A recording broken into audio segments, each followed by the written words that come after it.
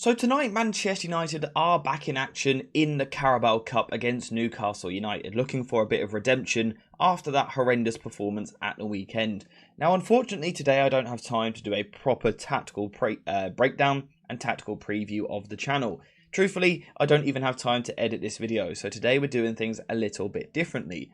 And I think it actually kind of suits this game, because I think one of the big talking points going into this match, rather than what is Erik ten Hag going to do necessarily from a tactical and a structural point of view, I think more of the focus is on who is he actually going to play, because I think there's a few players which might need to be dropped.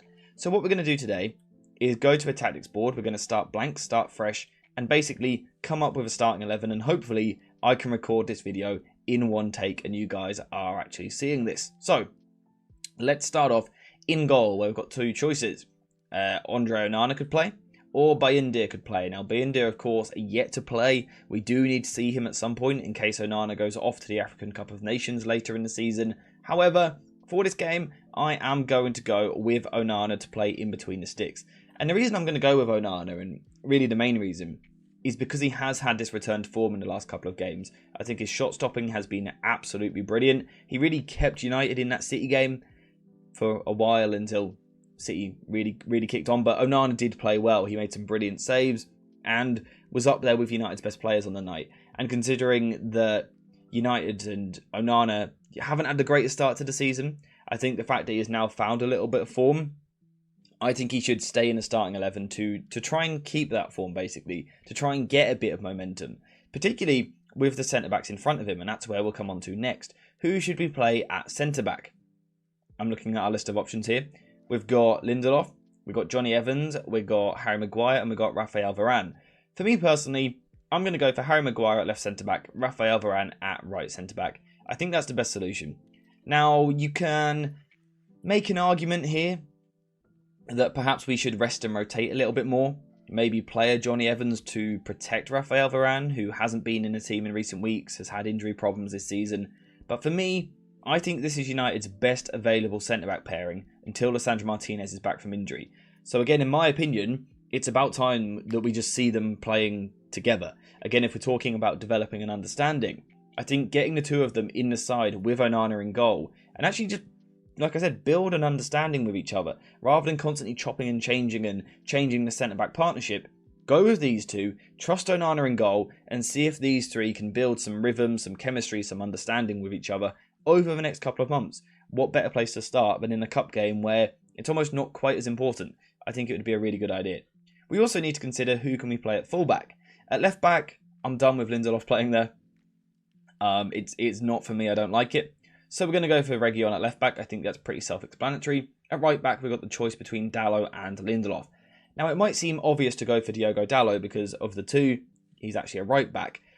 But with Aaron Wan-Bissaka currently still out of the team with injury, I would be tempted to rest Dalot because he's playing a lot of football at the moment. And we've seen United pick up plenty of injuries already this season. United cannot afford an injury to Dalot. Dalot out of the team would leave you with Lindelof and Reguilon as potential fullbacks for the next month or so. Considering Reguilon is very injury prone, that would be a problem. So I'm actually going to protect Dalot. And instead what we're going to go for is Lindelof at right back. It's not the perfect back four, but I think that back four combined with Onana in goal as well, I think that's decent. I think it's pretty solid. There's plenty of experience there. I think that's a good back four whilst resting Dalot, but it's still a team which should have enough quality to beat a team like Newcastle, who will most likely rotate in the cup. They've done it in the last round against City, so I'd imagine they will rotate again. So the next question we've got is in the midfield. Who can Erik ten Hag go for? So, what are the options? McTominay in a double pivot? No. No, thank you. Not in this sort of game, anyway. Bruno Fernandes in a double pivot? No. Hannibal in a double pivot?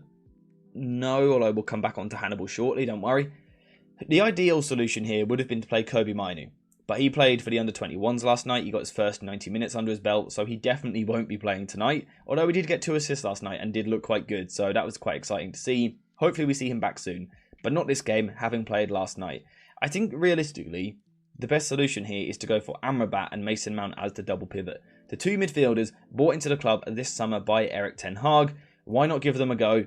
as the two central midfielders for the side. It seems like a pretty obvious solution to me. Of course, we've also got Casemiro, who could come into the team. Wasn't available at the weekend, wasn't 100% fit, but maybe we could bring him on at half-time for someone like Amrabat.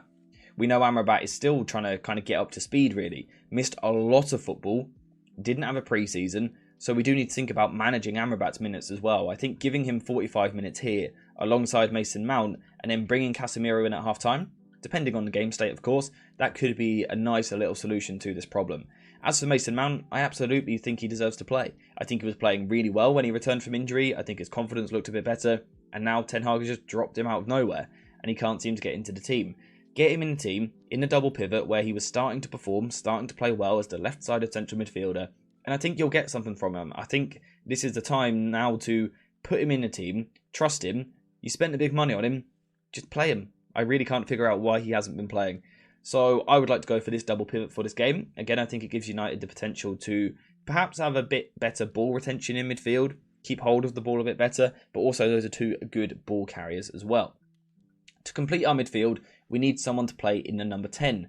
And the options really for me are Fernandes, Hannibal, and Eriksen. It's important to mention also that Eriksen was an option for the deeper positions, but I'm going to rest him for this game after playing that long against City.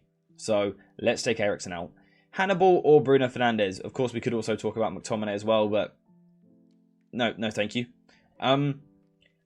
So, Bruno Fernandes. Should Bruno Fernandes play? Now, in my opinion, Bruno Fernandes is a wonderful footballer. He's one of the best creative players in the world. I think when he's on form, he's absolutely wonderful. But I think at the moment, he is just struggling. Of course, I feel a little bit sorry for him. He's kind of been shifted into different positions which don't suit him. We've seen him on the right wing. We've seen him in deep midfield. He's playing places which don't suit him. And I respect him for just doing what the manager asks of him. But it has come as a result, the consequence of that has been poor form. I don't think he's been good enough. And I also haven't been impressed by his body language. So I would take him out for this game. And I would bring Hannibal in the side. Perhaps just dropping Bruno Fernandes or resting him, however you want to look at it, might just be what he needs to get back to form. Hopefully when he returns to the side, we can see him actually playing as an attacking midfielder. But in terms of for this game tonight, I'm going to go for a Hannibal, Mason Mount and Amrabat midfield. And again, I think there we get a bit more ball retention. I think we do get slightly better quality in possession in terms of keeping the ball for the side. We've also got good ball carriers there in Amrabat, Mount and Hannibal. I quite like that as our little midfield trio. Next up, the wing. Left wing. Does Marcus Rashford play? No. We are dropping two big names here, Bruno Fernandes and Marcus Rashford. Again, it's a combination of dropping him for poor form, but also resting him for more important games coming up. I think Rashford hasn't been as bad as what people are making out. I think he is really just struggling with that last bit of quality, that end product. I think before that, he's actually doing generally quite well. But I would take him out of the team for this game, because I think, as much as anything, I think Garnacho deserves a chance. Of course, he started a few games at the start of the season and didn't really deliver, did struggle. But I think that he proves when he comes off the bench that he has a role to play in this squad, absolutely. We know he's a wonderful young talent with a huge future ahead of him. I think this is a good way to start him in a lower pressure environment than in the Premier League. And yeah, again, rest Marcus Rashford, but get Garnacho in the side because he deserves it. On the right wing, I'm less sure, really. Antony or Facundo Pellistri.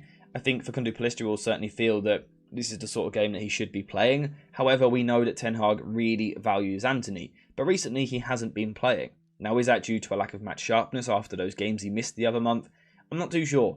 I think, though, for this game, because of trying to get Antony back up to speed, I think I would start Antony. Now, again, that's probably a little bit harsh on Facundo Pellistri. He probably feels that he's earned himself a shot in this game and that he should start. But I am going to go for Antony for the sake of getting him sharp and ready again, because we do know that from a tactical point of view, Ten Hag does value him. As much as other people don't like him, the fans can get frustrated by him. I think we play him to get him back up to speed because Ten Hag clearly likes him. Then we've got the striker decision, Rasmus Højlund or Anthony Martial.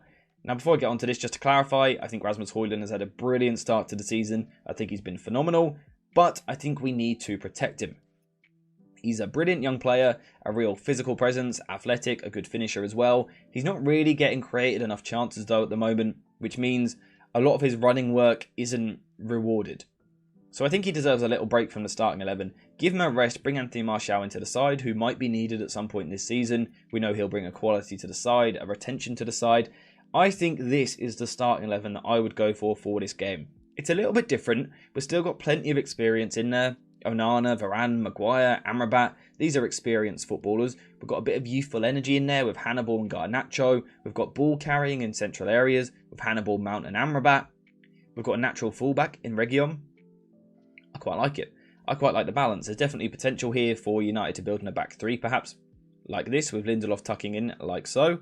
Or we could see more of a 2-4 shape like this, perhaps a 2-4-3-1, or even a 2-3-4-1, like so, with Mason Mount pushing a little bit higher. It gives Ten Hag options on what he wants to do in possession, but I think importantly it rests some players which need rest. It drops some players whose form has not been good enough, but also it gives opportunities to different players. So that's my starting 11 for this game. Just to quickly recap it. That's my starting 11 for this game. Let me know what you think in the comments down below. Also, let me know what you think the scoreline will be, who's going to score the goals, all of that. Let me know in the comments down below. But apart from that, thank you guys for watching. Apologies for this slightly rushed video. It's not quite as in-depth as what I normally like to go into. Also, it's unedited as well, so if I was slipped up at all, you would have seen it. But I believe we've done it all in one take for a change. So thank you guys for watching. I hope you have enjoyed it. And as always, I'll see you in the next one.